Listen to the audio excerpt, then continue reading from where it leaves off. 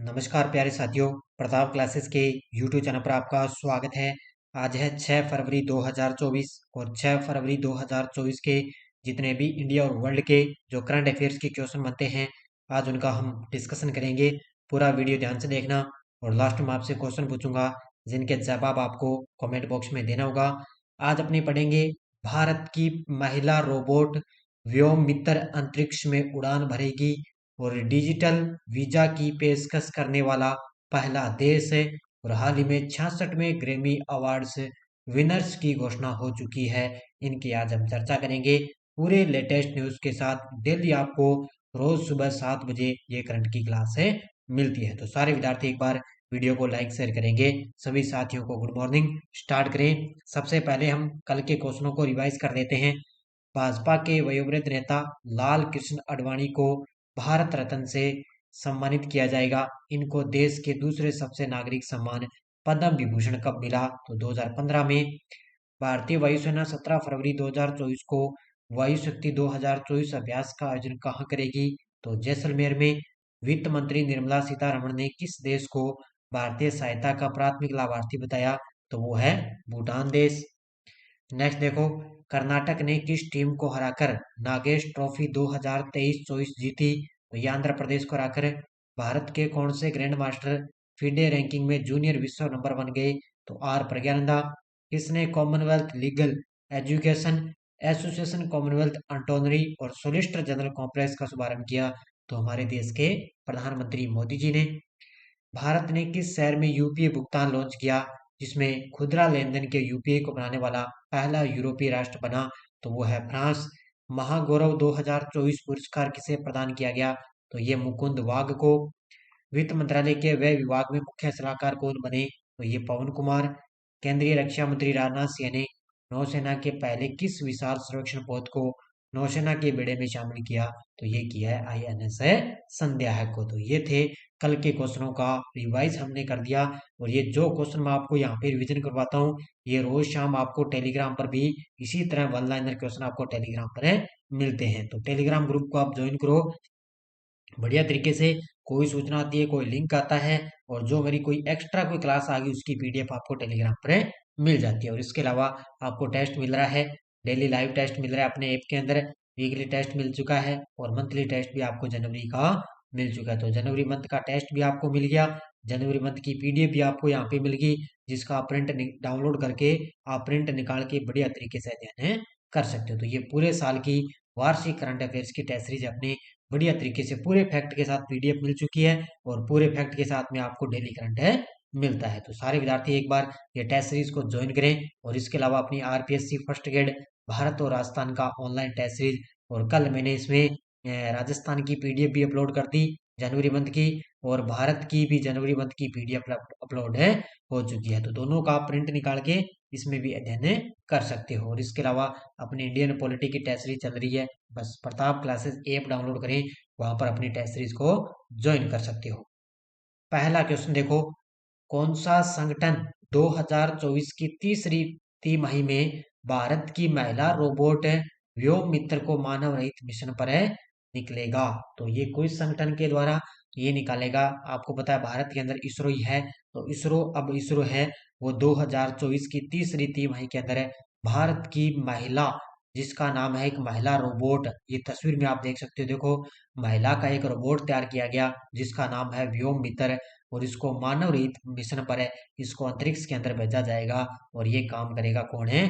इसरो के द्वारा ये जो है परीक्षण किया जाएगा। तो ये तस्वीर में आप देख सकते हो। देखो, महिला का एक रोबोट बनाया है जिसका नाम है व्योम मित्र। देखो, भारत के अंतरिक्ष प्रयासों के लिए एक अग्रणी छलांग में भारतीय अंतरिक्ष अनुसंधान इसरो द्वारा विकसित महिला रोबोट अंतरिक्ष यात्री व्योम मित्र इस वर्ष की तीसरी तिमाही में एक मानव रहित मिशन पर निकलेगा। इस मिशन, जिसका नाम संस्कृत शब्दों में व्योम अंतरिक्ष व्योम अंतरिक्ष है और मित्र मित्र के नाम पर रखा गया, यानी कि अंतरिक्ष मित्र के नाम पर रखा गया।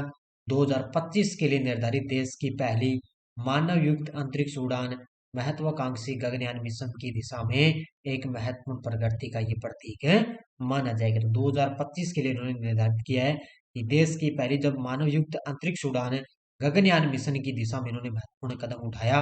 तो ये इसरो के द्वारा जो भारत की महिला रोबोट है व्योम मित्र, अब ये 2024 के अंदर तीसरी तिमाही में ये अंतरिक्ष के अंदर उड़ानें भरेगी। तो ये चीजें याद रखना होगा, क्योंकि ये अंतरिक्ष से रिलेटेड क्वेश्चन है। अब एग्जाम के अंदर आपको लगभग पता है अंतरिक्ष से रिलेटेड ज्यादा क्वेश्चन है करंट में पूछे जाते हैं।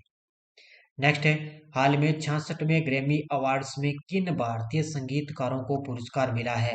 हालांकि इसकी क्लास मैंने आपको कल अलग से दे दी थी, क्योंकि जब कल इसकी पूरी डिटेल आई थी 66वें ग्रैमी अवार्ड्स की, कल सुबह मेरी 10 बजे आई थी क्लास, इसकी अलग से जो विजेता रहे थे उसकी मैंने अलग से क्लास दे दी, पूरी डिटेल मैंने उस क्लास के अंदर करवा दी थी। तो 66वें ग्रैमी अवार्ड्स में किन भारतीय संगीतकारों को पुरस्कार मिला। एक है शंकर महादेवन और एक है जाकिर हुसैन। इन दोनों को, ये भारतीय हैं दोनों, और उनको अभी की बार 66वां ग्रैमी अवार्ड से मिल चुका है। तो इसका उत्तर हो जाएगा उपयुक्त है दोनों। ये तस्वीर में आप देख सकते हो, ये शंकर महादेवन है और ये है डॉक्टर है ये जाकिर हुसैन। देखो, 66वें ग्रैमी अवार्ड्स लॉस एंजल्स में आयोजित किया गया। ये कहाँ पर है, ये अमेरिका के अंदर है। भारतीय गायक शंकर महादेवन और तबला वादक जाकिर हुसैन को ग्रैमी अवार्ड मिला है। तो भारतीय गायक हैं शंकर महादेवन और तबला वादक कौन है, जाकिर हुसैन, इनको ग्रैमी अवार्ड मिला।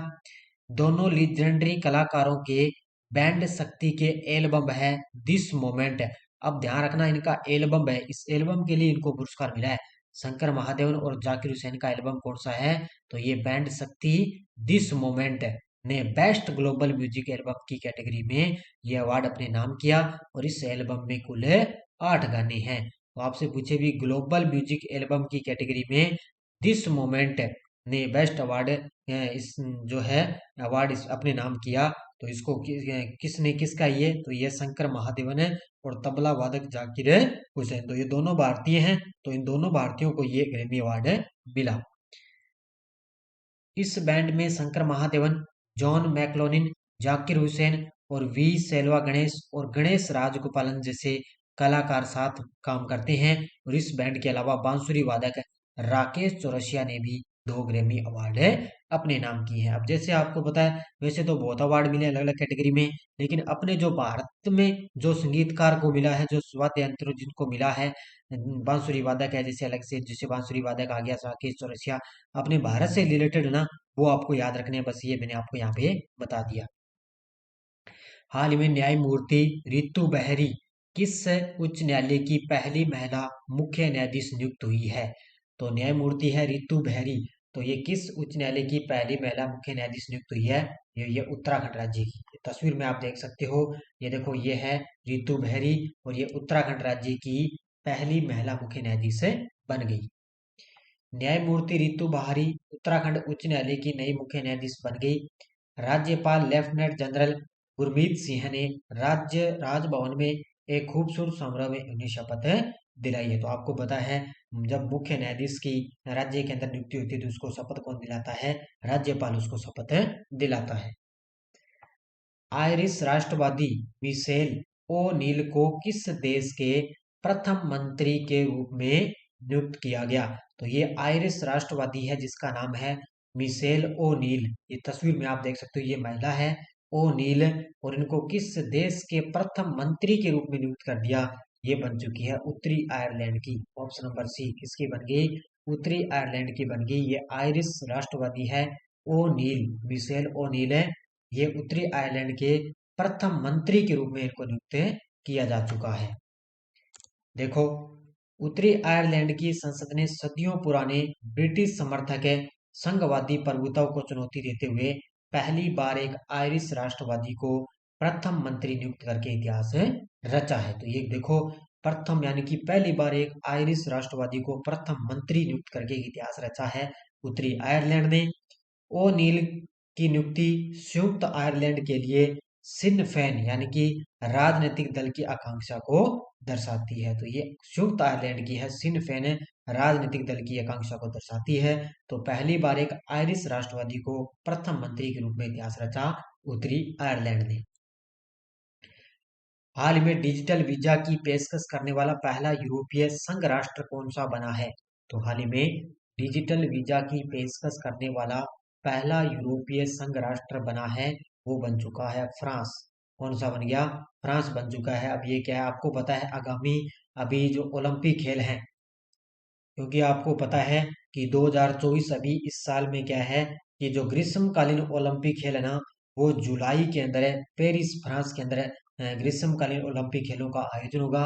और इसी से आपको पता है, एक तो कल भी मैंने बताया था कि अब भारत क्या है, जो है जो यूपी आपने देखा होगा, यूपी भुगतान जो है फ्रांस से भी कर सकता है। फ्रांस के लिए भी ऑनलाइन जो यूपी भुगतान होगा। और अब ये डिजिटल वीजा की पेशकश करने वाला पहला यूरोपीय राष्ट्र बन गया, वो बन चुका है फ्रांस। तो अब ये क्या है, डिजिटल वीजा की पेशकश करने वाला पहला यूरोपीय राष्ट्र बन गया फ्रांस। अब देखो, 1 जनवरी 2024 तक फ्रांस ने डिजिटल शेंगेन वीजा जारी करने में अग्रणी भूमिका निभाई है। तो ये एक एक चीजें आपको याद रखनी है, क्योंकि फ्रांस वैसे भी अब की बार थोड़ा चर्चा में रहने वाला है।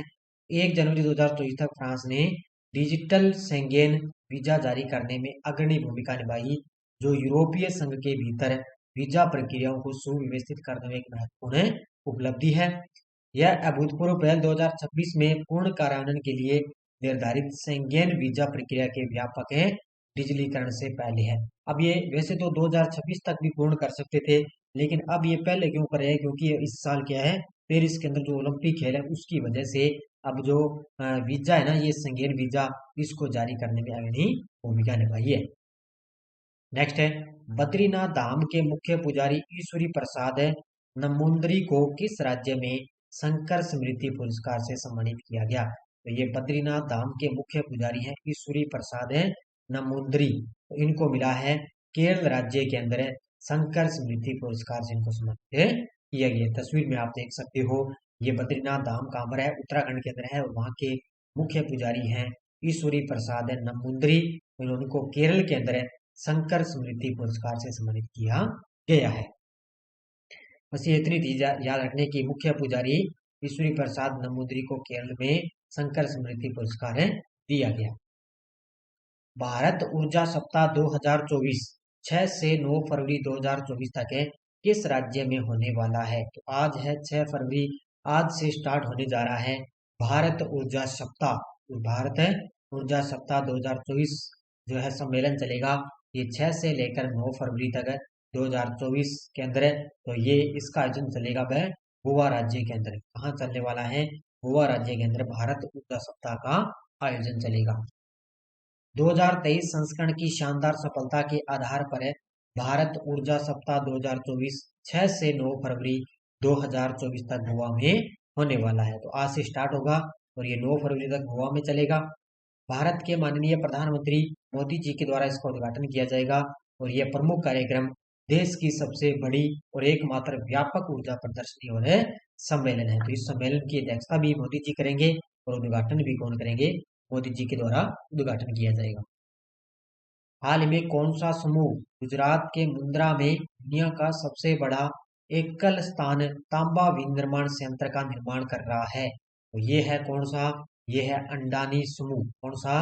अंडानी समूह है, वो गुजरात के मुंद्रा में दुनिया का सबसे बड़ा एकल स्थान तांबा विनिर्माण संयंत्र का निर्माण कर रहा है। देखो, तांबा विनिर्माण, तांबे का निर्माण कर रहा है। देखो, ये मुंद्रा बंदरगाह ध्यान रखना गुजरात के अंदर है, और ये कौन सा समूह है? अंडानी समूह के द्वारा ये इस संयंत्र का निर्माण किया जा रहा है। गौतम अंडानी के नेतृत्व वाला अंडानी समूह गुजरात के मुंद्रा में दुनिया का सबसे बड़ा एकल स्थान तांबा विनिर्माण संयंत्र का निर्माण कर रहा है। इसके अंदर $1.2 बिलियन की यह सुविधा मार्च के अंत तक अपने पहले चरण का संचालन शुरू करेगा। अब ये विनिर्माण एक संयंत्र का निर्माण हो रहा है, और इसका संचालन ना वो मार्च के अंत तक पहले चरण के अंदर शुरू होगा।